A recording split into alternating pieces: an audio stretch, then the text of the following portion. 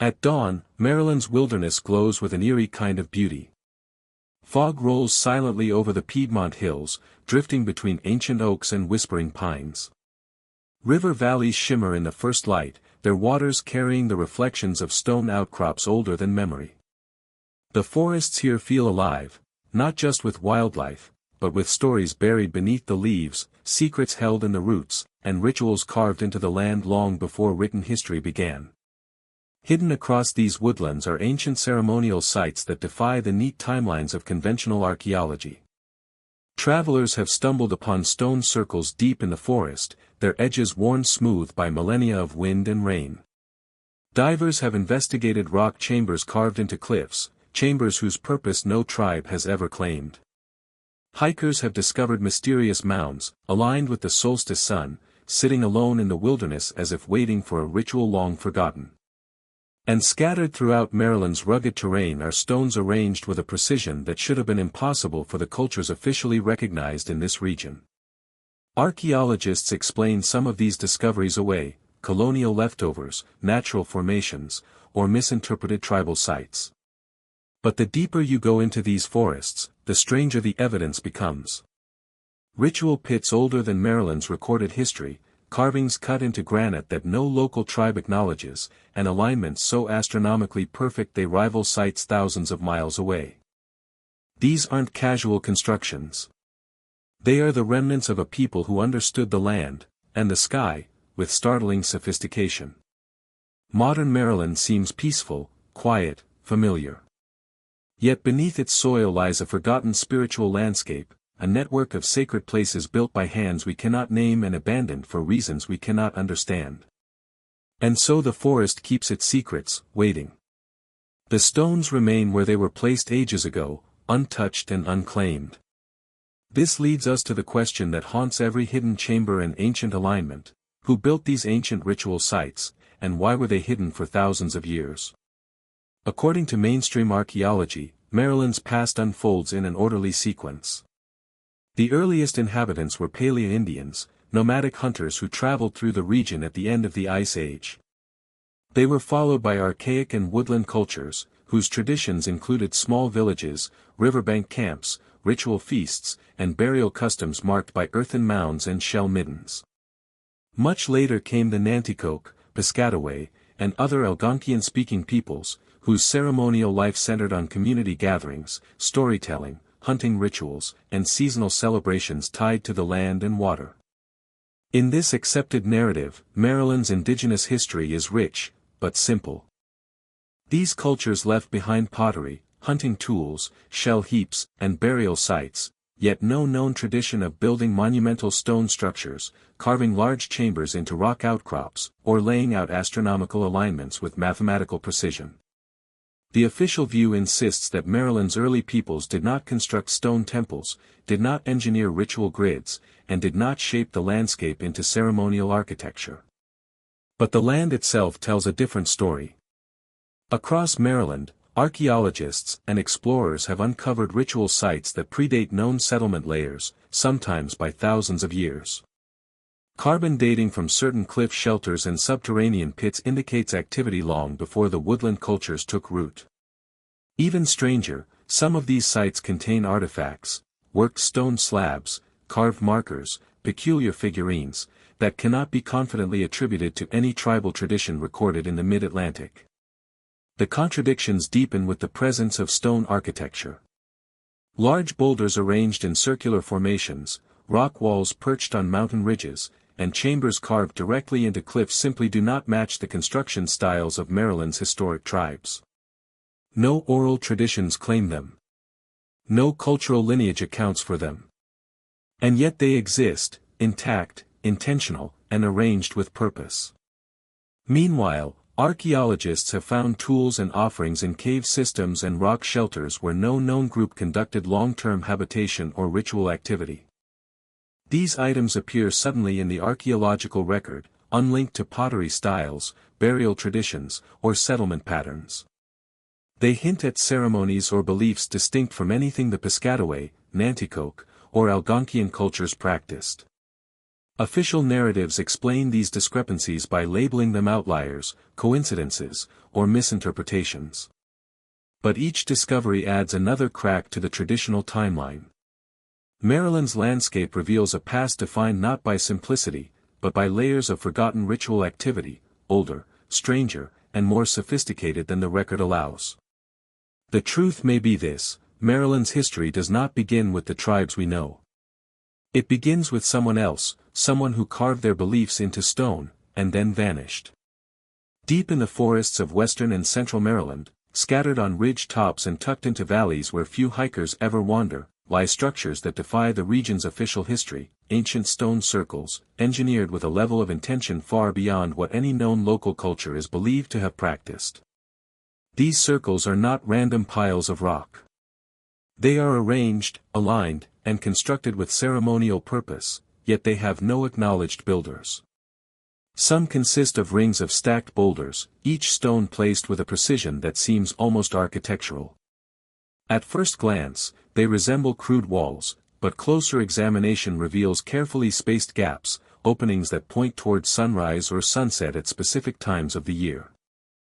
Many of these circles feature solstice-aligned portals, narrow spaces where the light of the winter or summer solstice pierces the ring and illuminates a central stone. Such astronomical marking requires knowledge, planning, and consistent observation over generations. At the center of several circles, researchers and explorers have found interior altars, flat slabs blackened by ancient scorch marks. Microscopic analysis of some sites revealed charred organic material, burned bone fragments, traces of ritual pigments, ash mixed with soil. Whatever took place here involved fire, offerings, and repeated ceremonial activity long before the arrival of Europeans. Occasionally, buried just beneath the inner stones, small caches of artifacts have been uncovered, hand-carved stones etched with abstract patterns, pieces of ochre pigment, or smoothed pebbles arranged in symbolic shapes. None of these resemble tools or objects from known Algonquian or woodland traditions. And none match colonial practices, either. They appear instead to be offerings, fragments of a belief system lost to time. Even more unsettling is how closely these Maryland stone circles echo ritual sites from distant parts of the world. They resemble Appalachian ceremonial rings found in Highland regions, Celtic stone circles aligned to sky cycles, European Bronze Age ritual enclosures, Neolithic fire altars used for solstice rites, and yet carbon dating from the soil layers suggests some Maryland circles predate colonial settlement by thousands of years, older than any documented ceremonial architecture in the region. There should be a cultural record for such complex structures, but there isn't. Mainstream archaeologists occasionally dismiss these circles as boundary markers, colonial charcoal pits, or the work of early farmers clearing land. But the patterns repeat too consistently: identical orientations, similar altar placements, matching construction techniques, across sites far too remote and ancient to fit such explanations. If these stone circles are genuine ritual sites, then Maryland once housed a ceremonial culture with astronomical knowledge, sophisticated ritual practices, stoneworking ability, and established architectural tradition, yet that culture appears nowhere in the historical record. The silence is deafening. Maryland's stone circles are not outliers, they are the first clue. Evidence of a ritual network built by a people whose identity has been erased, forgotten, or never recorded at all. A culture that used stone to speak to the heavens, and left behind questions older than the forest itself. Along the winding banks of the Patuxent River, especially near Jug Bay, the forest opens to reveal one of Maryland's most enigmatic archaeological landscapes. What appears at first to be a scattering of hearths, post holes, and soil stains transforms, under scrutiny, into the remnants of a massive ceremonial network. These sites defy the simple explanations offered by mainstream archaeology. They hint instead at an organized ritual complex whose origins stretch far deeper into prehistory than the existing timeline can comfortably allow. Ancient hearths that never went cold. Excavations around Jug Bay have uncovered massive hearth features, some measuring several feet across, filled with layers of ash representing continuous use over decades. Analysis of these layers suggests that ritual fires burned here without interruption, tended by generations who returned to the same sacred point year after year. Such long-burning fires are not typical of seasonal camps or hunting lodges. They signify endurance, ceremony, and reverence, fires meant not for cooking or warmth, but for ritual sustenance. Burial pits, ochre deposits, and riverside offerings nearby, archaeologists discovered burial pits dusted with red ochre, a pigment used globally in ancient burials to signify rebirth, purification, or contact with the divine. Some graves contained unusual offerings, carefully polished stones-shaped bone fragments, pigments arranged in geometric patterns, wooden objects preserved in waterlogged soil further along the river bends. Divers and surveyors identified ceremonial objects deliberately placed in underwater alcoves, suggesting ritual deposits meant for the river itself, a practice more aligned with Old World water cults than with known mid-Atlantic traditions. Post circles resembling sun temples on elevated terraces overlooking the Patuxent floodplain, excavators uncovered large circular patterns of wooden post holes. The layout matches structures found in other ancient solar observatories, a central ceremonial space, rings of posts marking key astronomical events, eastern openings aligning with the solstice sunrise, secondary alignments marking moonrise during major lunar cycles. The precision is striking. This was not a simple seasonal gathering spot. It was a ritual center that required astronomical tracking, architectural planning, and a priestly class capable of maintaining the ceremonial calendar. Official interpretations fall short. Mainstream explanations label these sites as seasonal hunting camps, social gathering areas, temporary ritual spaces, but these terms fail to explain fires maintained continuously for decades, burial pits so carefully arranged they resemble proto-temples, lunar and solar alignments requiring months of observation, river offerings placed far from habitation zones, post circles so large they required coordinated labor. Seasonal gatherings do not build astronomical sanctuaries. Temporary camps do not leave behind burial complexes. Hunting sites do not maintain sacred fires for generations. A ritual landscape built and then buried. Perhaps the most chilling discovery came when deeper layers were examined. Several ceremonial zones, post circles, hearth platforms, ritual burials, showed evidence of deliberate burning and burial. Archaeologists found thick charcoal layers covering entire ceremonial floors, collapsed posts intentionally set aflame, ash layers smothered beneath heavy soil fill. This was not accidental fire or gradual abandonment. It was ritual destruction, a purposeful burying of sacred sites as if to seal their power, or hide their memory. Why? Was the ritual complex dismantled by its own builders? Erased by a rival group? Or buried to protect its secrets from future generations? The Patuxent River does not answer. But its shores still whisper the truth: these were not casual gathering places. They were temples, sanctuaries, and ceremonial calendars, built by a people whose identity has been lost, but whose devotion burned brightly for centuries. Along stretches of the Susquehanna River in northern Maryland and southern Pennsylvania, scattered across bedrock ledges and massive boulders, lies one of the most enigmatic ritual landscapes on the entire East Coast. These carvings, etched into stone with persistence and precision, form what many researchers now consider open-air petroglyph temples, places where ancient peoples gathered to witness celestial events, perform rites, and inscribe their stories into the bones of the earth. Some of these stones sit high on cliffs overlooking the roaring river. Others are submerged during normal water levels, visible only in droughts when the riverbed sinks low and reveals the carvings once again. A few rest in tranquil shallows, their patterns shimmering beneath shifting currents. The placement is intentional. The symbolism is unmistakable. The identity of the builders? Entirely unknown. Sun symbols and celestial markers. Many of the petroglyphs feature sunbursts, radiating circles, or concentric rings that resemble solar or cosmic symbols. These carvings often align with sunrise positions at certain times of the year, suggesting the stones function not merely as art, but as ceremonial calendars. When the first light of morning struck particular grooves, it may have signaled ritual beginnings, seasonal transitions, or astronomical observances. These markers imply a deep understanding of time, cycles, and the sky, knowledge not attributed to any local culture during the conventional period when these carvings are assumed to have been made. Thunderbirds and spirit beings. Among the most striking carvings are thunderbird motifs, powerful avian figures with outstretched wings, talons, and lightning-like lines. In Algonquian mythology, thunderbirds are beings of immense spiritual force, able to control storms and act as guardians between realms. The petroglyphs suggest the river temples were places of invocation, where ancient peoples sought contact with higher powers or commemorated encounters with entities beyond the ordinary.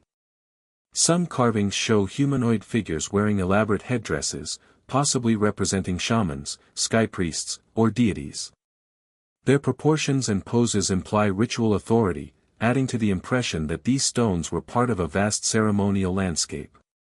Geometric grids and cosmological maps. Even more mysterious are the geometric grids carved into several boulders. These squares, spirals, lattices, and branching patterns resemble cosmological diagrams found in cultures worldwide, from the Celtic triskele to Mesoamerican calendar stones. The Susquehanna grids appear to depict journeys, seasonal cycles, or sacred pathways. Some researchers believe they may represent river maps, ceremonial routes, or mythic landscapes. Their complexity suggests a symbolic system far more intricate than previously assumed for the region. Sacred clusters and pilgrimage sites. These petroglyphs do not appear randomly. They form clusters along the river, often near natural features such as waterfalls, whirlpools, and promontories. This clustering suggests a ritual circuit, a sequence of sacred stations where ceremonies unfolded as participants moved along the waterway. The Susquehanna may have served not just as a transportation route, but as a pilgrimage corridor, with each petroglyph boulder marking a step in an ancient spiritual journey. A mystery older than recorded history. Although many scholars attribute these carvings to late woodland or early Algonquian peoples, the truth is unsettling: their age remains unknown. Some carvings lie so heavily weathered that they could be thousands of years older than the cultures typically credited with them. Others appear in styles not associated with any known mid-Atlantic tradition. No tribe claims to have created the earliest petroglyphs, and oral histories often describe them as the work of ancient beings or the first people who lived before the ancestors of modern tribes arrived. The Susquehanna stones may be remnants of a forgotten ceremonial network, an open-air temple system that predates Maryland's known history by centuries, or perhaps millennia. They stand today as silent witnesses to rituals lost, languages vanished, and a spiritual world we have only begun to glimpse. Long before written history touched the shores of the mid-Atlantic, the tribes of Maryland carried ancient stories, whispers of a people who practiced powerful ceremonies, shaped sacred stones, and vanished long before the ancestors of modern tribes arrived.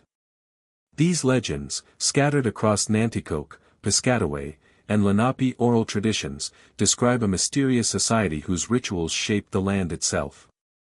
Though dismissed as myth by early colonists and later historians, the consistency of these tales, and their uncanny overlap with unexplained archaeological sites, suggests they may preserve memories of a forgotten ceremonial civilization. The Nanticoke, the first ones of the mountaintops. Among the Nanticoke, elders spoke of the first ones, a people who performed rituals on the highest hills and ridges, often at places where stone circles or peculiar rock formations now stand.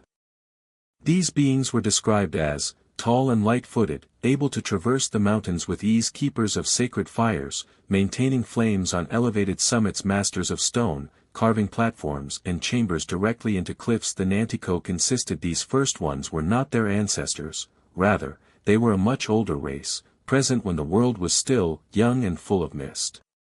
Such stories echo astonishingly well with the mysterious stone circles and carved chambers found today across central Maryland.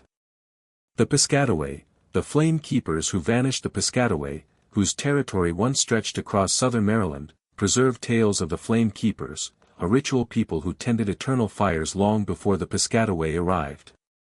These beings were said to build ceremonial posts aligned with the movements of the sun, keep flames burning for generations as part of a sacred duty, disappear abruptly, leaving only ashes and charred earth behind. Excavations along the Patuxent and Potomac rivers reveal hearths that burned continuously for decades, precisely the kind of archaeological signature these legends describe.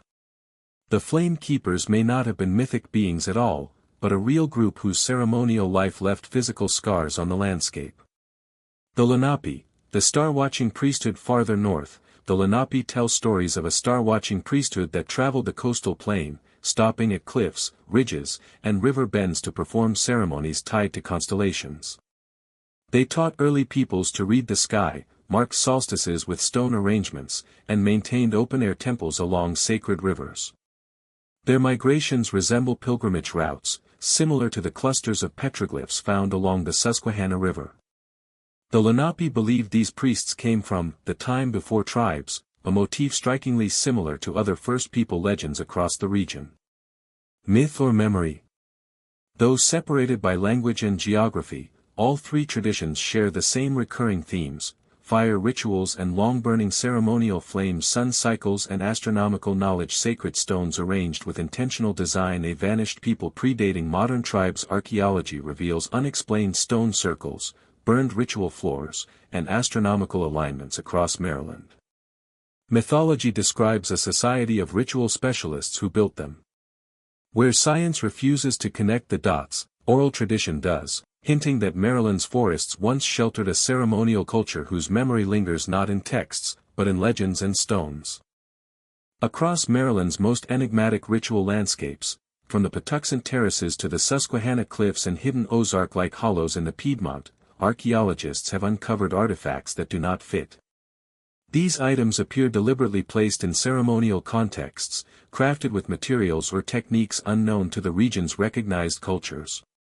Many were catalogued briefly, dismissed as anomalies, or quietly removed from public view. Yet taken together, they form the outline of an ancient priesthood whose tools hint at a level of ritual sophistication long erased from the official narrative. Mica mirrors. Glimmers of solar rituals. Among the most dazzling discoveries are mica mirrors, thin sheets of reflective mineral cut into oval or circular shapes. Mica does not occur naturally in many of these ritual zones, meaning it had to be carried significant distances. The reflective properties would have made these mirrors ideal for sunlight signaling ritual illumination, symbolic capturing of the sun, ceremonial dances involving light. Their presence ties Maryland's ritual culture to practices seen in Appalachian, Mississippian, and even Mesoamerican Sun Temple traditions. Carved stone idols with foreign features. Several stone figurines discovered near stone circles and cliff chambers bear non-local facial features, elongated heads, exaggerated brows, almond-shaped eyes, and stylized headdresses unlike anything associated with Algonquian or woodland iconography. Some figurines appear to depict half-human, half-spirit beings, possibly ritual intermediaries or deities. Their artistic style resembles Caribbean Zimi icons, southeastern Mississippian stone effigies, ancient Atlantic coastal carvings, yet none can be tied directly to any known Maryland tribe. Pigment caches containing rare minerals deep within ceremonial pits. Archaeologists uncovered hidden pigment caches containing powdered red ochre, black manganese, yellow iron oxide, and, most puzzling, minerals sourced far outside Maryland. These pigments were often stored in small carved stone bowls or animal bone containers, suggesting body painting for ceremonies marking sacred stones or altars, astronomical or calendrical recording ritual purification rites. Some pigments match mineral signatures from the Appalachian Highlands or the Deep South, hinting at long-distance exchange or a regional ritual network. Copper fragments older than known metallurgy. Perhaps the most controversial artifacts are copper fragments found in layers far older than Maryland's accepted metallurgical timeline. These include hammered copper strips, small ceremonial plaques, beads crafted with surprising uniformity. Official interpretations often claim trade items, yet the dating and context suggest something more: local working of copper by a culture not acknowledged to exist. Such finds were frequently downplayed or omitted from final reports due to the implications, a metallurgical phase predating what archaeologists believe possible in the mid-Atlantic.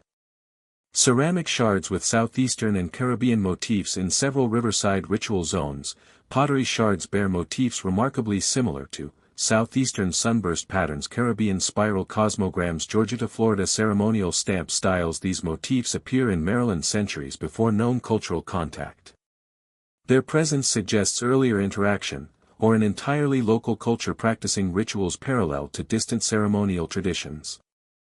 Some of these pottery pieces were displayed briefly in small museums during the early 20th century, before disappearing into archives or private collections.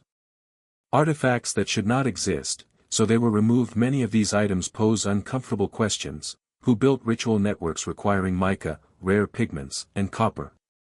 How did out-of-region motifs reach Maryland before recorded contact?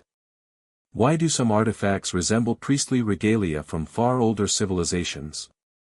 The most controversial artifacts, the copper plaques, mica mirrors, and stone idols, were eventually removed from public display, labeled unprovenanced, or boxed quietly in storage. It is almost as if the evidence of an ancient priesthood, one older, more connected, and more sophisticated than history allows, was too destabilizing to acknowledge. Together, these forbidden artifacts point toward a vanished ceremonial society, one whose tools still whisper from Maryland soil, waiting for someone to piece together the truth they represent. Maryland's forests and river valleys are filled with ritual structures that should not exist, stone circles older than recorded history, petroglyph temples carved into cliff faces, sun-aligned post rings along the Patuxent, and forbidden artifacts that refuse to fit within the boundaries of known cultures. If these features were isolated curiosities, they could be dismissed as anomalies. But they aren't. They form patterns, architectural, astronomical, and spiritual, that point to a forgotten ceremonial civilization. So who built Maryland's ancient ritual sites? Theories abound, each one bold, each one woven from both evidence and mystery. 1. A pre-woodland ceremonial civilization older than 3,000 years. The most conservative, yet still profound, theory is that Maryland once hosted a pre-woodland ritual society, predating the mound-building cultures of the mid-Atlantic. This would place the stone circles, cliff chambers, and early petroglyph temples in a period before 1000 BCE, when nomadic groups supposedly lacked the social structure for large-scale ceremonial projects. But the evidence contradicts this assumption. Multi-generational hearths, astronomical alignments, complex petrosymbolic systems, stone architecture requiring coordinated labor. If true, this culture represents a missing chapter in Eastern North American prehistory, one that bridged hunter-gatherer lifeways and later mound-centered societies through a shared ceremonial tradition. 2. Coastal priest-kings traveling between ritual centers. Another theory proposes that Maryland's ritual sites were created by a class of itinerant priest-kings, traveling along the Atlantic coast and establishing temporary ceremonial centers. These individuals may have moved with seasonal migrations, following trade or spiritual routes from Delaware Bay, the Susquehanna watershed, Chesapeake coastal plains, Carolina maritime cultures. This explains standardized stone circle layouts, shared solar alignment motifs, pigment caches spread across distant sites, stylistic similarities in carved idols. Such a mobile priesthood would resemble Bronze Age ritual specialists in Europe or early coastal shamans in the Caribbean, powerful individuals spreading ceremonial knowledge across vast distances. 3. A forgotten Atlantic seafaring culture with stoneworking traditions. Some of Maryland's stone structures closely resemble Atlantic European cairns, Celtic stone circles, Iberian ritual enclosures, Caribbean megalithic platforms. This has led a few researchers to propose a daring theory. A prehistoric Atlantic seafaring culture may have reached North America's eastern shore long before recorded contact. Supporting clues include non-local stone idols, copper fragments predating regional metallurgy, pottery motifs linking to Caribbean and southeastern traditions, petroglyph grids resembling Old World cosmograms. This doesn't require transoceanic colonization, only that ritual knowledge and stoneworking techniques moved along ancient maritime networks. Maryland, with its deep river inlets and protected bays, would have been a natural landing point. 4. A proto-Mississippian sun cult establishing early footholds. Another possibility is that an early sun-oriented ceremonial culture, ancestral to the later Mississippians, sent religious emissaries northward centuries before the rise of Cahokia or Etowah. These emissaries could have built sun circles, ritual fires, astronomical posts, ceremonial altars. Maryland's mica mirrors, sunburst carvings, and solstice alignments parallel Mississippian ceremonial features, only they appear much older than the recognized timeline. If so, the Mid-Atlantic may have been part of a proto-Mississippian ritual zone that historians have yet to acknowledge. 5. A star-worshipping society aligning temples to the sky. The repeated astronomical alignments, solstice openings, lunar markers, solar platforms, star symbol petroglyphs, suggest the builders were obsessed with the sky. They may have been early sky priests, astronomers, shamans, navigators using celestial markers, ritual specialists timing ceremonies to the heavens. Such a culture would fit global patterns found at Stonehenge, solar and lunar alignment, Newark earthworks, celestial geometry, Caribbean sun temples, solstice markers, Neolithic European observatories. Maryland's ritual sites, when viewed through this lens, become part of a broader spiritual technology, one that united heaven and earth through stone, fire, and sacred geometry. Maryland is not usually associated with ancient mysteries. Its official archaeological record is tidy, logical, and comfortably limited to well-documented woodland and Algonquian traditions. Yet scattered across the state are ceremonial sites that contradict every assumption: stone circles older than local settlement layers, petroglyph temples carved with unknown symbology, sun-aligned post rings, mica mirrors, pigments, copper fragments, and carved idols with no cultural home. So why aren't these discoveries widely discussed?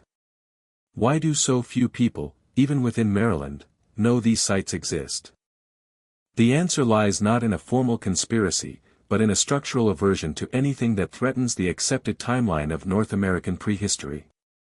These ritual sites are forbidden not because they are hidden intentionally, but because acknowledging them would require rewriting everything from cultural migration models to ceremonial development theories. 1. Many ritual sites sit on private or protected land. A large portion of Maryland's most enigmatic sites are located on private forested properties inside state parks with excavation restrictions within wildlife management areas along rivers where digging is prohibited legally. Many places cannot be excavated. Practically, many landowners fear attention, looting, or government involvement. As a result, these sites remain uninvestigated and undocumented, despite their obvious ceremonial design. 2. Discoveries that disrupt the established timeline. Some sites contain artifacts and features that suggest rituals occurring thousands of years earlier than Maryland's accepted cultural sequence. These include hearths that burned for generations, astronomically aligned structures far older than expected, stone chambers beneath layers of soil predating known tribes. Such findings undermine the belief that complex ritual systems only emerged during the woodland period. To accept older ritual activity means acknowledging a missing civilization, a notion many researchers are reluctant to explore. 3. Stone architecture that shouldn't exist. In Maryland, mainstream archaeology holds that indigenous peoples in this region did not build permanent stone temples, large rock circles, carved cliff chambers, stone altars, or thrones, yet these structures exist, and they are undeniably intentional. This contradiction places archaeologists in an uncomfortable position: either the sites are misinterpreted, or early Maryland cultures were more technologically and ritually advanced than believed. The former explanation is easier. The latter requires rewriting history. 4. Academic fear of appearing too mystical. Ritual sites aligned with the sun, moon, and stars immediately raise suspicions of speculative interpretation. Universities often avoid archaeoastronomy in the mid-Atlantic for fear of being associated with New Age theories, being misquoted by fringe researchers, attracting public attention to vulnerable sites. Thus, despite evidence of astronomical alignments, scholarly articles often bury such findings in footnotes or avoid discussing them altogether. 5. The shadow of pseudoarchaeology. North America's ancient history is already fraught with sensational claims: giants, lost continents, forbidden civilizations. As a result, legitimate evidence of unusual or unexplained sites is often dismissed preemptively to prevent fueling pseudoarchaeology debates. The tragedy: genuine anomalies get ignored. Researchers who raise questions about Maryland's stone circles or petroglyph temples risk reputational damage. It becomes easier to downplay discoveries than challenge established orthodoxy. The uncomfortable truth: Maryland's ritual sites remain forbidden, not because institutions deliberately hide them, but because they do not fit. They are too old, too complex, too connected to global traditions, too suggestive of a forgotten ceremonial society that predates known tribes. And so they remain in a liminal space, acknowledged in fragments, dismissed in public, whispered about by field archaeologists, and preserved only by the stones themselves. But the forest remembers. The rivers remember. And the ritual sites endure, waiting for someone willing to see them for what they are, evidence of an ancient world the textbooks never expected, and are not yet ready to accept. At dusk, when the last light slips behind Maryland's hills and the forests deepen into shadow, the land feels older, as if the veil between past and present thins for just a moment. The rivers slow, the fog sinks, and the silence becomes almost ceremonial. It is in these moments that the truth becomes undeniable. Maryland's landscape is still alive with the echoes of rituals performed thousands of years ago. Beneath the soil, beneath the moss-covered stones and ancient oak roots, lie the remnants of a ceremonial world forgotten by history. Every drought that lowers a riverbank reveals new petroglyphs carved into bedrock. Every storm that uproots a tree exposes a shard of strange pottery, a pigment cache, or the foundation of a lost stone circle. Even hikers who stray off marked trails sometimes stumble upon boulders aligned so precisely with the sunrise that coincidence becomes impossible. The forest is not quiet, it is keeping secrets. Somewhere beneath Maryland's rolling hills and whispering pines, the memory of an ancient priesthood still lingers, the builders of stone rings, the keepers of sacred fires along the Patuxent, the carvers of cosmological maps on Susquehanna cliffs. Their identities may have vanished, erased by time or overshadowed by later cultures, but their architecture endures. Their rituals shaped the land in ways modern archaeology is only beginning to recognize. And as technology advances, lidar scanning the forest floor, sonar probing submerged sites, ground radar revealing chambers hidden in the hills, we inch closer to uncovering the full story of the ceremonial culture that thrived here long before the first Europeans set foot on the coast, long before the earliest tribes passed down their own histories. What will we find when the next stone circle is uncovered? When a drought reveals a new shoreline altar? When a forgotten chamber finally opens to light again? The ritual fire may no longer burn in the open, but its glow still flickers beneath Maryland's earth, calling to anyone willing to look deeper, to listen harder, to question the timeline they were taught. Because their ceremonies may be forgotten, but their stones still whisper, to those brave enough to hear.